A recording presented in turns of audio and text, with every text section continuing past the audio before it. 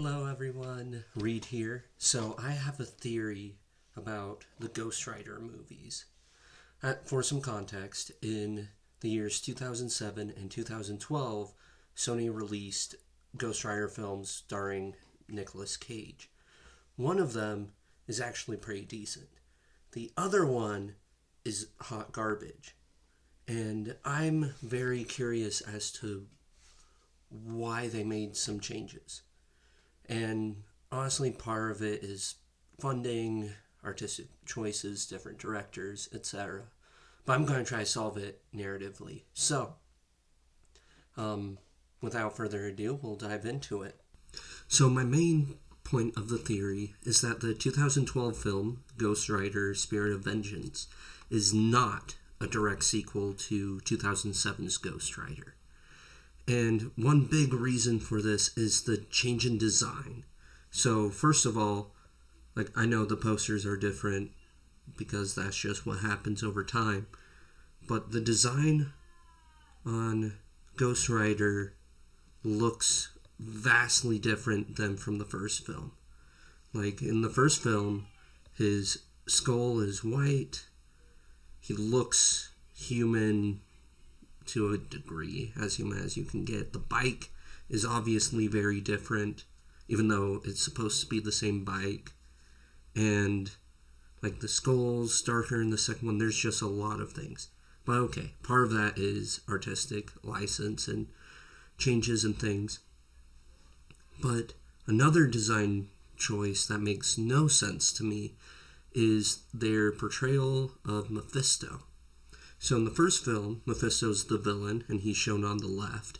And in the second film, as shown on the right, he's still the same villain, same character. And so it's very odd that they would recast, especially since I haven't heard anything stating that there were issues behind the scenes or whatever with the first actor. Now, in the comics, Mephisto is known to change shape, change form. In fact, he looks like a devil, probably because that's what everybody expects him to look like. And it isn't uncommon for studios to recast, the Incredible Hulk. Edward Norton did a pretty good job, and then they swapped to Mark Ruffalo due to behind-the-scenes issues. But as I already said, I didn't hear of any issues. I looked into it, I couldn't find anything. And so it's just odd that they would choose to change Mephisto so drastically. And he's the only character other than Johnny Blaze that's in both films. Which brings me to some more thoughts. So in the first film, Johnny Blaze has a girlfriend. She isn't mentioned in the second one. We have nothing on her whatsoever. It's very weird. And then, but girlfriends change all the time in movies like Batman vs. Batman Returns, the Dark Knight trilogy. They even recast Rachel, but that one makes narrative sense, and I didn't even notice the recast when I first watched that movie.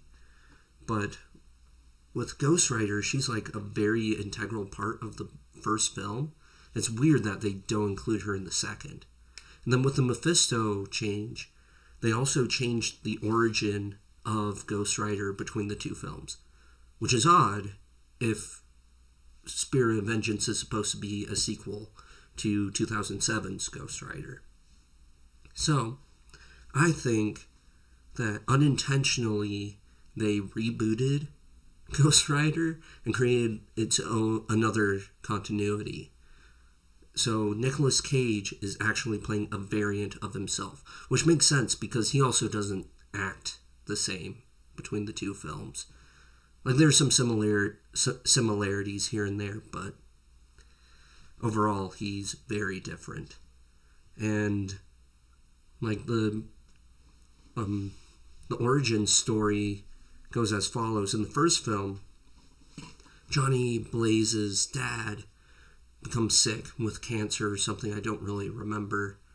And then he's about to die. Johnny Blaze sells his soul to Mephisto to save his dad's life, heal him from that illness. And he does, but because Mephisto's not a good guy, to put it in a YouTube-friendly way. Mephisto kills Johnny's dad in a stunt accident. And they film it all like that's the first half of the movie. And then the second one, they give like a 5-minute recap of all that, but it's different scenes, like different footage. I don't remember if they even recast Johnny Blaze between the two, like young Johnny Blaze. But like they change a lot of things with that. So it's just interesting. I wanted to show those clips to show the difference between the two, but I couldn't find them on YouTube, and I'm not willing to pirate it anywhere else. So, yeah, and I don't own these movies. I did something that most people my age and younger don't know about. I checked them out from a library. So, for those of you who don't know what that is, it's where you go into a big place, you scan your card, you scan an item, you can take it out for a week, and then you return it. If you don't return it, you get a fine. Maybe you know what a library is. I don't know. But it's kind of like Netflix, except you don't have to pay for it if you turn things in on time. Anyways, yeah, these are two very different films, so I feel like they're separated.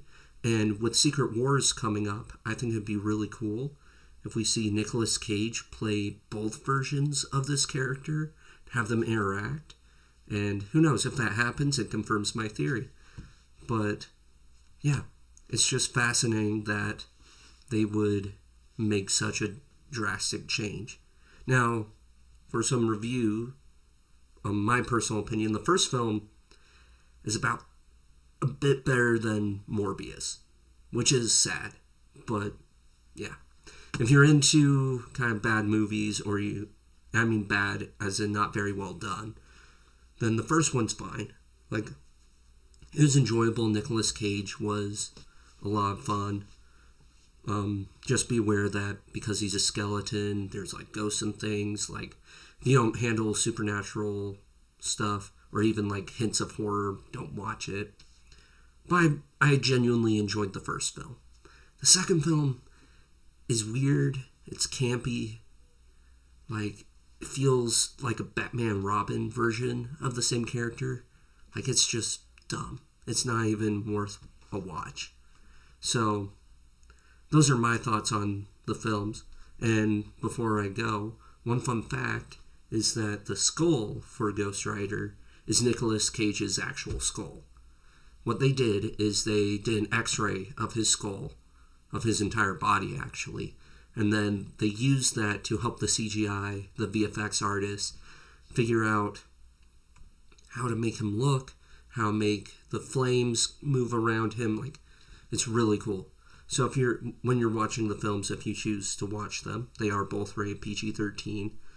But if you're watching them, the skulls you see for Ghost Rider between the two films are Nicolas Cage's actual skulls. Anyways, I just thought that was interesting.